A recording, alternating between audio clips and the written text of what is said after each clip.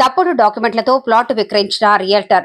మేటి జిల్లా Pocharam municipal Korremula revenue పరిధిలోని ఏకశిలా వెంచర్లో ప్లాట్ 1275 నెంబర్ గల 100 గజాల స్థలాన్ని నారపల్లికి చెందిన రియల్టర్ చెరుకు శివారెడ్డి ద్వారా కటుకూరి ప్రభాకర్ రెడ్డి అనే వ్యక్తి దగ్గర వరంగల్ జిల్లా పరకాలకు చెందిన పసుల మొగిలయ్య 2019 సంవత్సరంలో స్థలాన్ని కొనుగోలు చేశారు.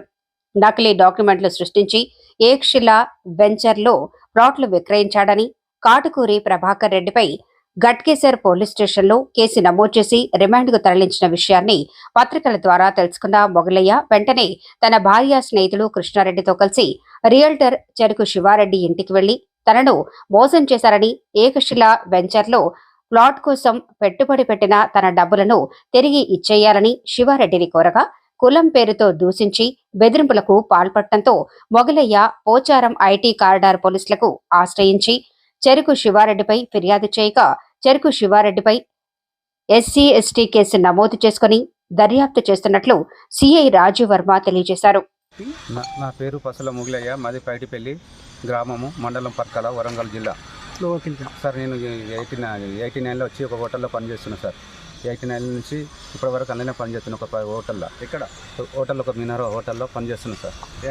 హైదరాబాద్లో హోటల్ మినారోలో పనిచేస్తున్నాను, హిమాయత్ నగర్. అందులో పనిచేస్తుంటే మా ఊరు పటేల్ నాకు మా ఊర్లో పరిచయం అయింది. మా ఊరు పటేల్ను మా అన్న ఇద్దరు కలిసి మా పైటిపల్లి ఒక విలేజ్లో వాళ్ళు పటేల్ దగ్గర ఇద్దరు కలిసి జీతం ఉన్నారు సార్.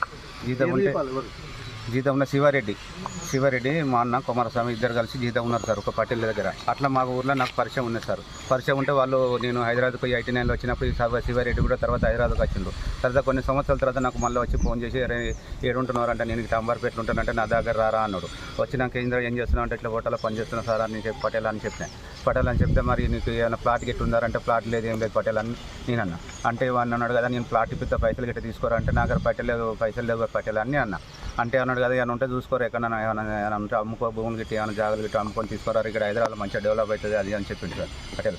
చెప్పగానే నేనేం చేసాను కదా, మా భార్య పుస్తకాలు బంగారం, నేను పిఎఫ్ లోను ఇంకా అప్పులు చేసి 15,000 ఆయనకి ఇచ్చినాయి.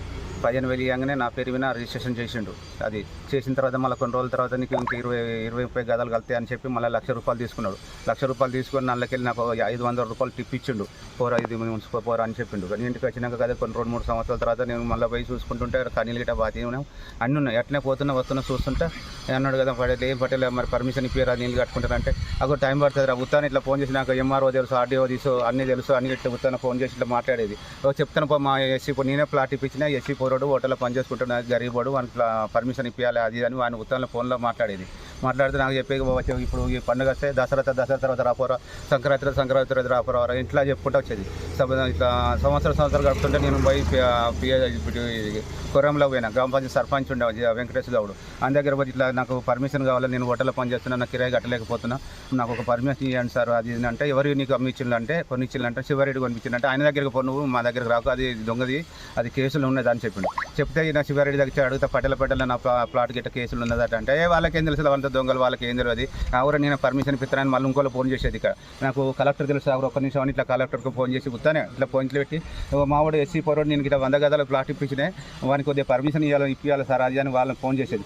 సరే అని ఇట్లా చెప్పేది. ఇట్లా చెప్పుకుంటే సరే అని అంటే మళ్ళీ రాపోరంటే నేను మళ్ళీ వచ్చిన తర్వాత మళ్ళీ ఇట్లా ఏంటంటే ఇలా నేను ఎల్ఆర్ఎస్ కూడా కట్టుకున్నాక నేను పోచారం పిఎస్లో పోచారం మున్సిపాలిటీ ఆఫీస్లో పోయి చెక్ చేసుకుంటే 20 పైసలు పోతే వాళ్ళు అన్నారు కదా, ఇలా బాబు ఇది ప్లాట్ లేదు, ఏం లేదు, దొంగ ప్లాట్ ఇది, నీకు అసలు ఏం లేదు, వదులుకో, ఏమైనా కొత్త ప్లాట్ తీసుకుంటే నేను పర్మిషన్ ఇస్తాను కానీ ఇది వదులుకో అని చెప్పింది.